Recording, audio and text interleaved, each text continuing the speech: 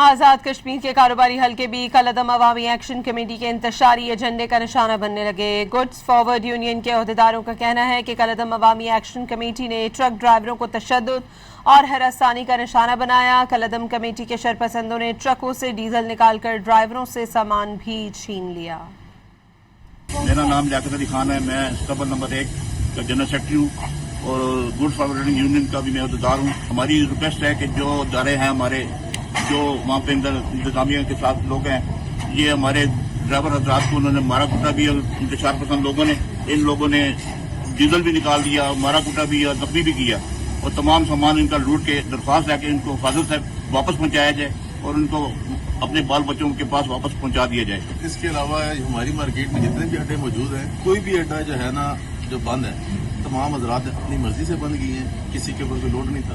وہ اس لیے بند کیا کہ مال گاڑیاں جا رہی ہیں اور جو لوڈ ہو کے جاتی ہے وہاں پہ لوٹی جاتی ہے۔ ڈر کی وجہ سے ان لوگوں نے اڈے بند کیے ہیں، نہ کسی بندے کو منع کیا ہے۔ جس دیکھیں سامنے اڈے بھی ہیں، یہ بھی اڈے بھی ہیں، جن لوگوں نے کھولے اپنی مرضی سے کھولے ہیں، اور جنہوں نے بند کیے ہیں نا وہ انہوں نے اپنی مرضی سے بند کیے، کسی کا کوئی دباؤ نہیں ہے۔ یہ پیچھے دیکھیں، یہ ٹرک کھڑا ہے، ٹھیک ہے، یہ لوڈ ہو رہا ہے۔ اب یہ لوڈ ہونے کے بعد واپس ہم لوڈ کر رہے ہیں کہ ان کو یہ ڈرائیور کہہ رہے ہیں جی ہمیں خطرہ، ہم نہیں لے کے جاتے وہاں پہ۔